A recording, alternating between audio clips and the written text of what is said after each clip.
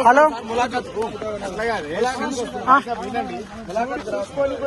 phone చేస్తాను bro ఇక్కడ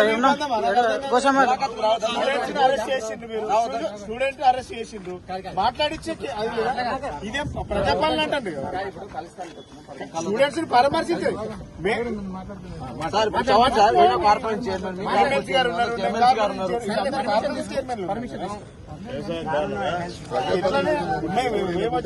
ఇప్పుడు ఆల్రెడీ